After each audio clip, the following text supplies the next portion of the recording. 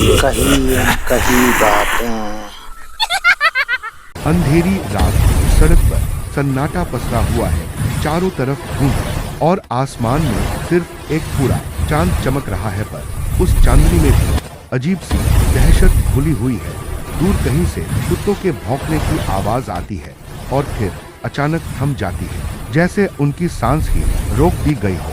आप सोच भी नहीं सकते कि इस रात इस वीरान हाईवे पर चल रही बस के यात्रियों के साथ क्या होने वाला है, क्योंकि आज की रात कोई सामान्य रात नहीं है। यह रात है वृंदावन की सबसे भूतिया घटना की। आपको सुनाते हैं वो किस्से जो शायद आपने कभी नहीं सुने होंगे। डर और सिहरन से भरे किस्से। अगर आप बहादुर हैं तो बस लाइट्स बंद कर दीजिए और आवाज तेज कर लीजिए, क्योंकि अब शुरू होने जा रही है वह कहानी जिसने पूरे उत्तर प्रदेश को हिला दिया था। सन 1997 नवंबर का महीना, ठंडी हवाएं चल रही थी और दिल्ली से वृंदावन जाने वाली एक सरकारी बस रात लगभग 11:45 बजे मथुरा हाईवे पर निकली। बस में कुल 27 यात्री थे।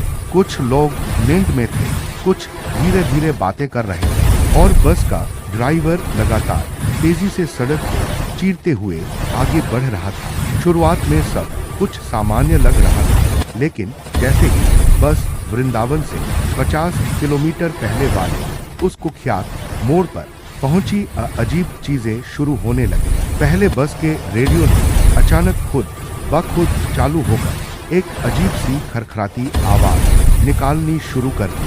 फिर सामने से आती धुंध इतनी गहरी हो गई कि हेडलाइट्स भी उसमें खो रही थी। यात्री थोड़े असहज हो गए, लेकिन असली डर तब शुरू हुआ जब बस के पीछे से ठीक चांद की रोशनी में किसी ने एक विशाल परछाई देखी। वो परछाई इंसानी नहीं थी, वो किसी दैत्य जैसी थी। सिंगों वाला चेहरा, लाल जलती हुई आंखें और पंजे जैसे नुकीले हाथ। बस में बैठे एक लड़के ने खिड़की से झांक कर देखा तो उसका चेहरा सफेद पड़ गया। उसने घबराकर चिल्लाते हुए कहा, पीछे देखो, तो कोई हमारा पीछा कर रहा है। ड्राइवर ने शीशे से झांक कर देखा तो उसकी रीढ़ की हड्डी तक सिहर गई। सच में पीछे धुंध को चीरते हुए एक राक्षसी आकृति दौड़ रही थी और वह बस की स्पीड पकड़ चुकी थी। बस अब हाईवे पर तेज रफ्तार से दौड़ रही थी। ड्राइवर की आंखें बार बार रियर व्यू मिरर में जाती और हर बार उसका चेहरा पसीने से भीग जाता। पीछे जो आकृति थी वह अब साफ नजर आ रही थी। वह लगभग 10 से 12 फीट लंबा दैत्याकार प्राणी था। उसके चेहरे पर नुकीले दांत चमक रहे थे, आंखों से लाल आग जैसी रोशनी निकल रही थी और उसकी हर सांस से धुंध की मोटी परत सड़क पर जम रही थी।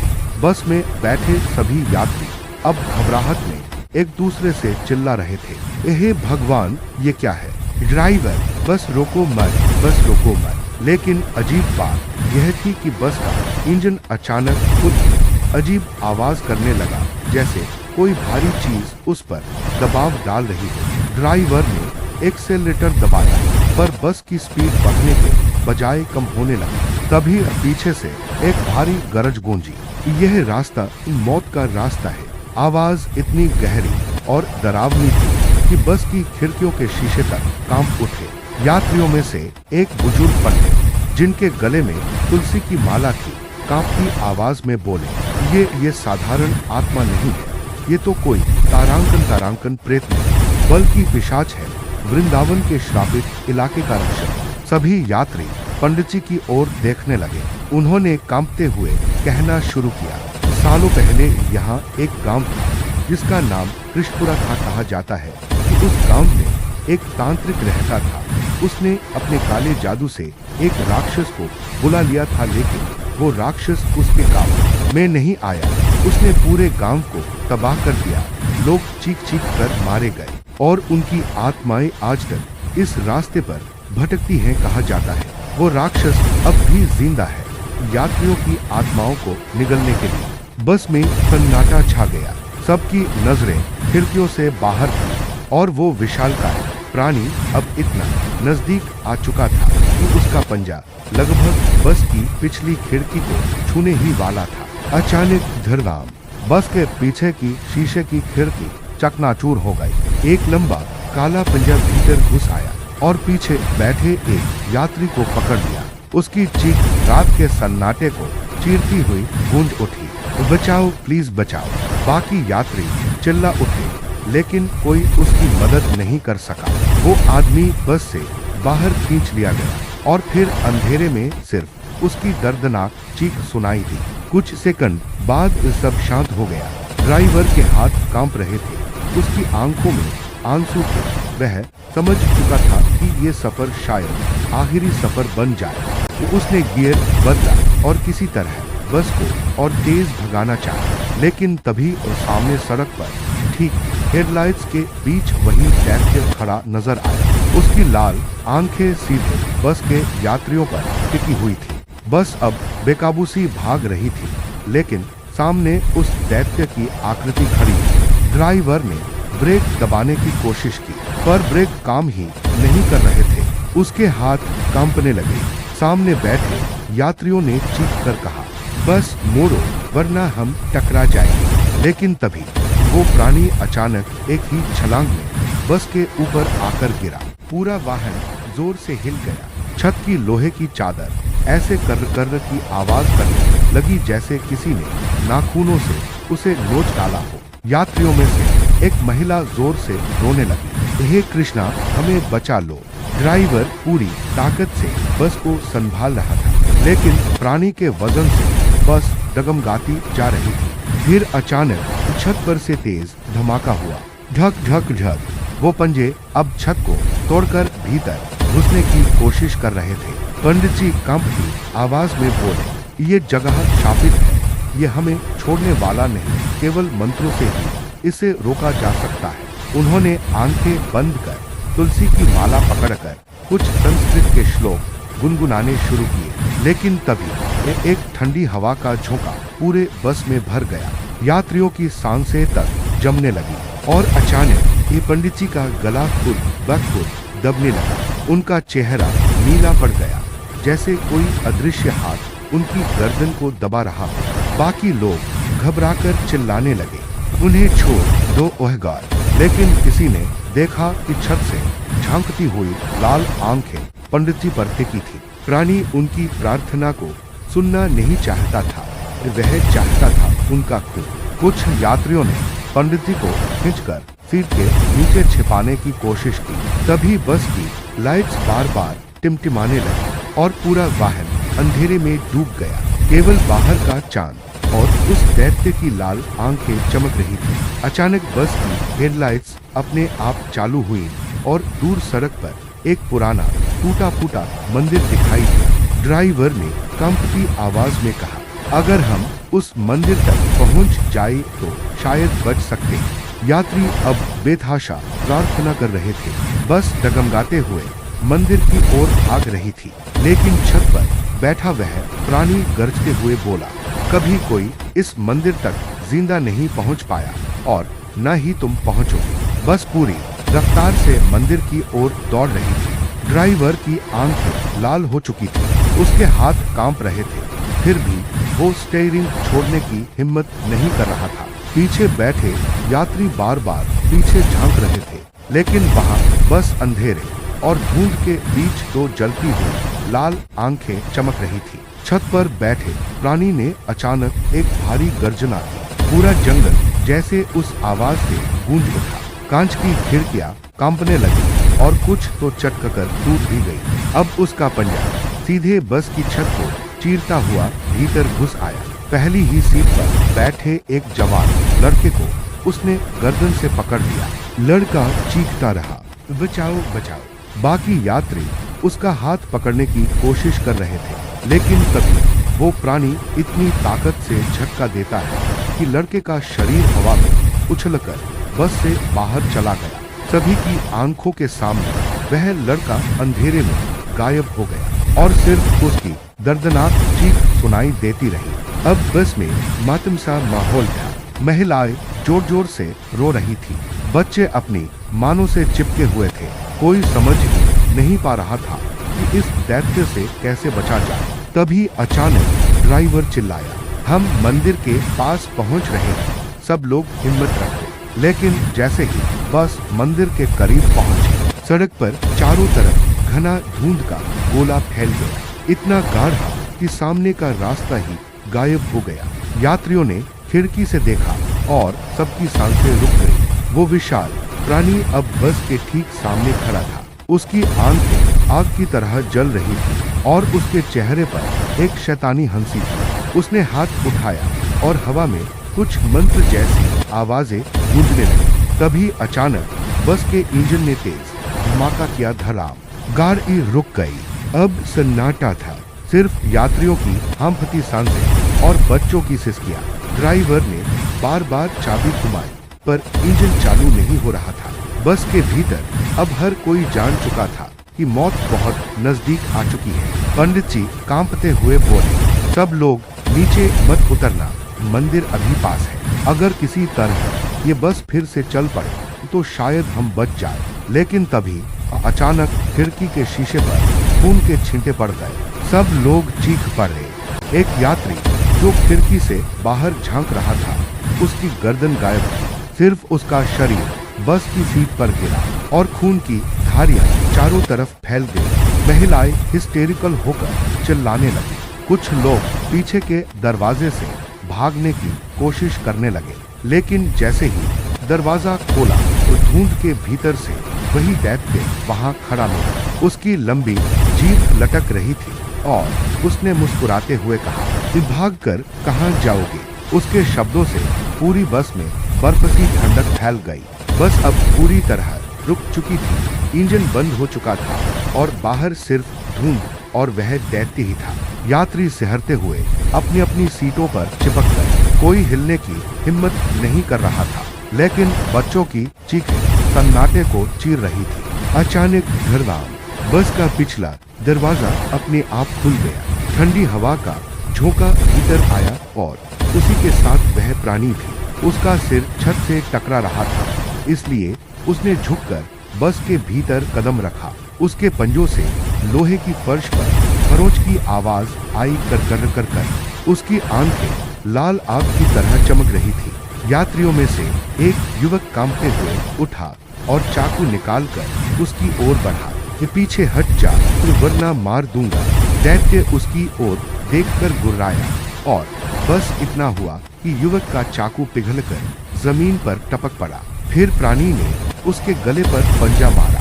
झपाक, उसका सिर उसकी देह से अलग होकर बस के फर्श पर लुढ़क गया। बस में बैठे सभी लोग पागलपन की हद तक चीखने लगे। महिलाएं आंखें बंद कर रो रही थी। पंडित जी अपनी माला कसकर पकड़कर मंत्र जपने लगे, लेकिन तभी प्राणी ने पंडित जी पर नजर गड़ाई। तू मंत्रों का सहारा लेगा। वह उनके ऊपर झपटा और उनकी माला तोड़ दी। तुलसी की मन के जमीन पर बिखर गए। पंडित जी चीखते रहे, लेकिन उसका पंजा उनकी छाती चीर गया और उनका शरीर बेदम होकर सीट पर गिर पड़ा। अब बस में सिर्फ दहशत थी। कुछ यात्री खिड़की तोड़कर बाहर कूदने लगे, लेकिन बाहर उतरते ही धुंध ने उन्हें निगल लिया और उनकी चीखें गूंजकर रह गई। अंदर सिर्फ कुछ ही लोग बचे थे, 2 औरतें, उनके बच्चे और बस का ड्राइवर कांपते हुए बोल पड़ा, भगवान कसम, अगर ये मंदिर तक पहुंच गया तो शायद बच जाएंगे। उसने दोबारा चाबी घुमाई। पहले तो इंजन से अजीब सी कर की आवाज आई, लेकिन फिर अचानक इंजन चालू हो गया। बस के भीतर बैठे यात्रियों की आंखों में थोड़ी उम्मीद चमकी। ड्राइवर ने पूरे जोर से गाड़ी को गियर में डाला और बस को मंदिर की दिशा में भगाने लगा, लेकिन प्राणी हंसने लगा। उसकी आवाज बस की दीवारों से टकराकर गूंज रही थी। भागकर कहां जाओगे? ये रास्ता मेरी मौत का है। उसने छलांग लगाई और फिर से बस की छत पर चढ़ गया।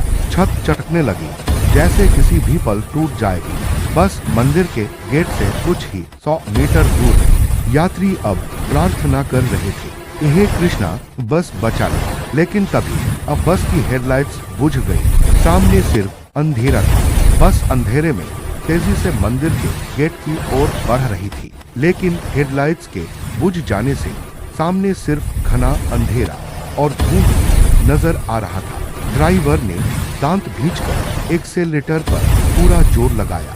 यात्री अपने अपने भगवान को याद कर रहे थे। महिलाएं रो रही थी, बच्चे बुरी तरह कांप रहे थे। ऐसा लग रहा था जैसे मौत हर तरफ खड़ी है। अचानक मंदिर का शिखर धुंध में से झलकने लगा।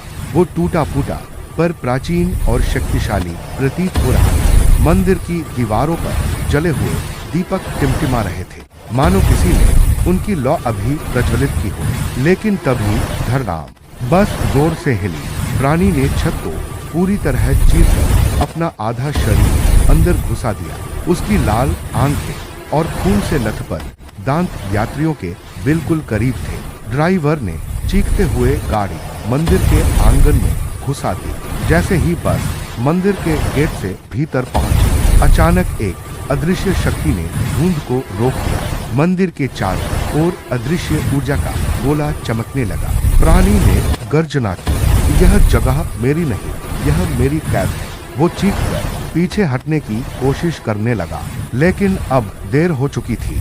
मंदिर की घंटियां अपने आप बजने लगी। हर घंटे की ध्वनि इतनी प्रचंड थी कि बस में बैठे यात्रियों के कान तक सुन्न हो गए। मंदिर की मूर्ति से तेज रोशनी निकलने लगी, जिसने पूरे आंगन को सुनहरी आभा से भर दिया। प्राणी तड़प उठा।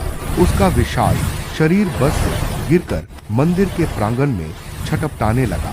उसकी त्वचा जलने लगी, धुएं की लपटें उठने लगी। नहीं, यह मेरा इलाका है, तुम मुझे यहाँ कैद नहीं कर सकते। उसकी गर्जना पूरे आसमान में गूंज रही थी, लेकिन मंदिर की शक्ति उसे जकड़ रही थी। यात्री भयभीत होकर यह दृश्य देख रहे थे। एक एक कर उन्होंने भगवान का नाम लेना शुरू किया।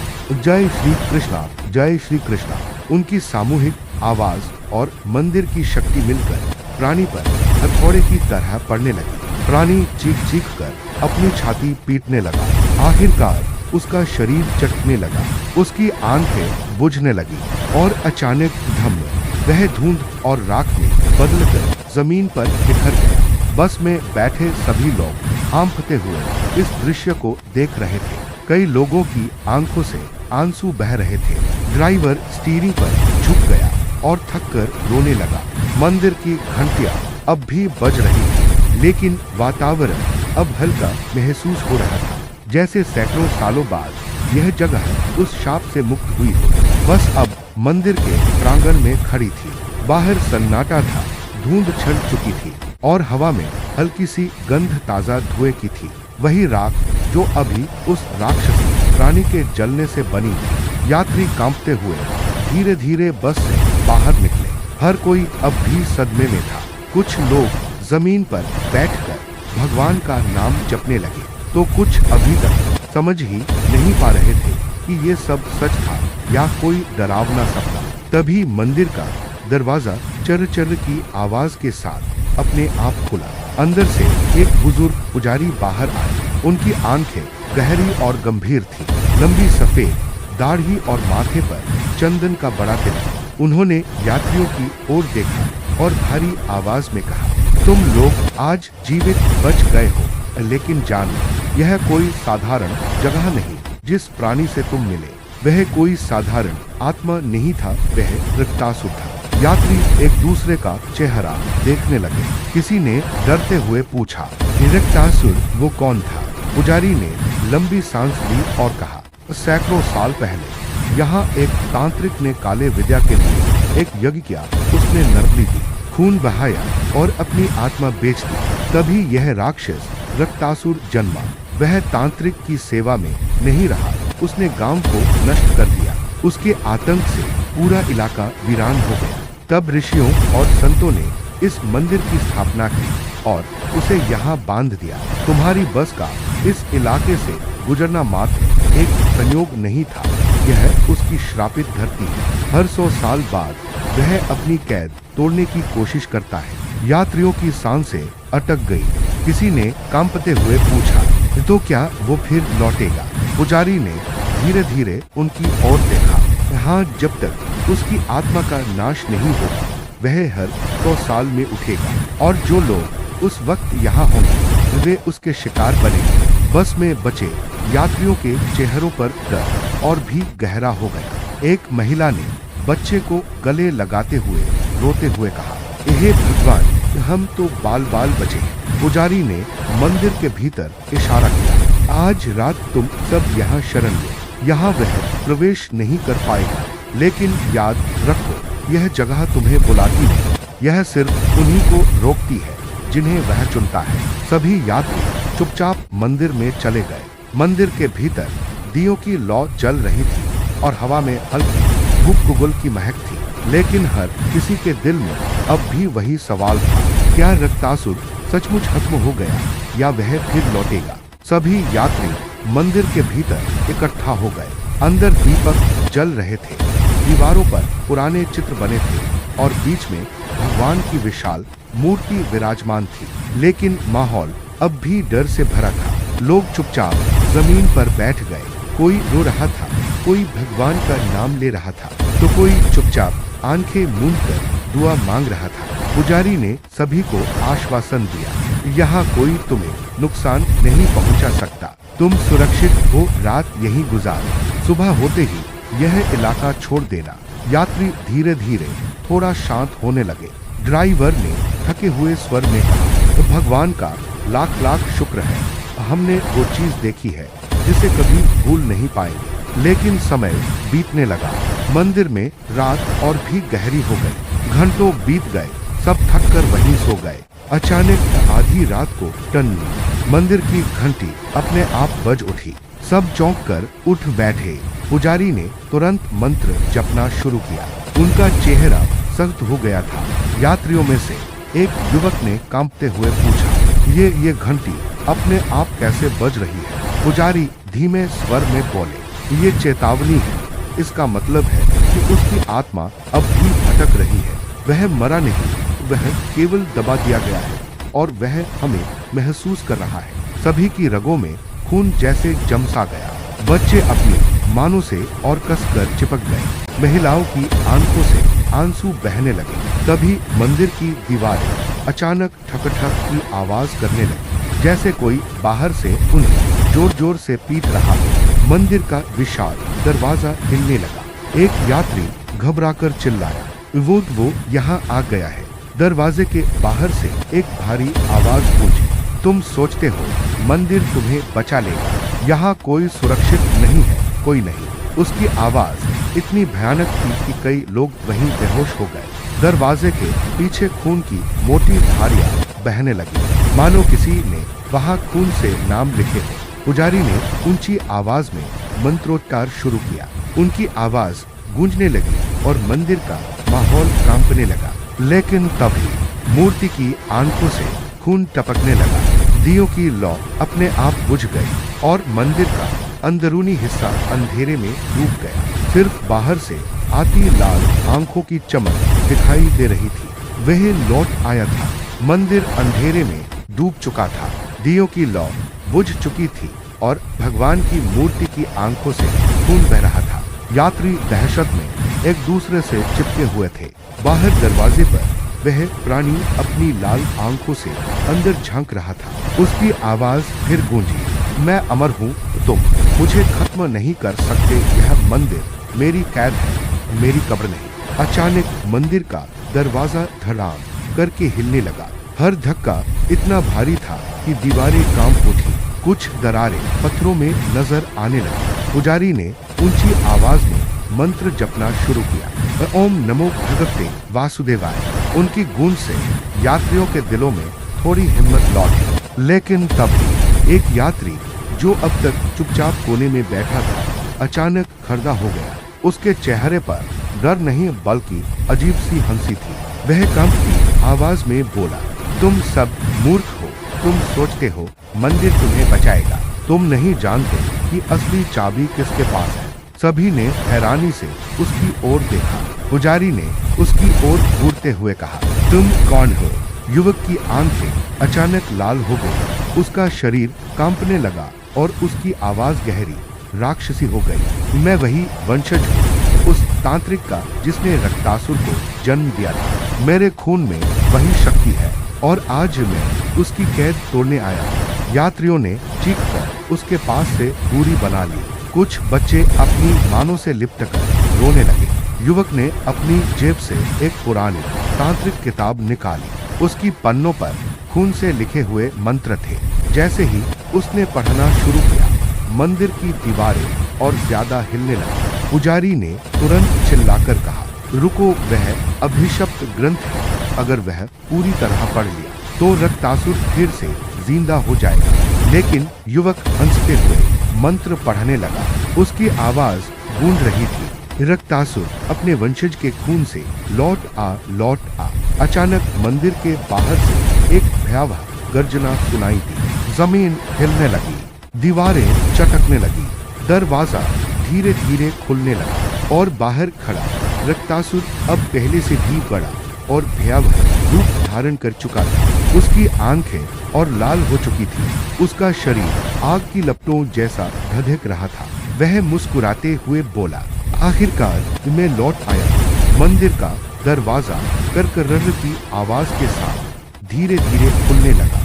बाहर से लाल रोशनी की चादर भीतर घुस आई। वह रोशनी आग की नहीं बल्कि रक्तासुर की आंखों से निकल रही थी। यात्री चीखने लगे। कुछ लोग घुटनों पर बैठकर भगवान को पुकारने लगे।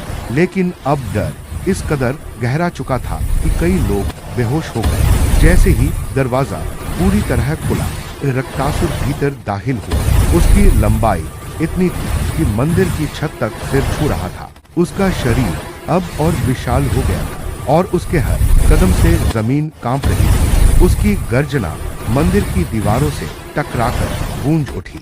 मैं वापस आ गया हूँ और इस बार कोई मुझे रोक नहीं पाएगा। पुजारी ने तुरंत अपनी कमर से एक त्रिशूल निकाला।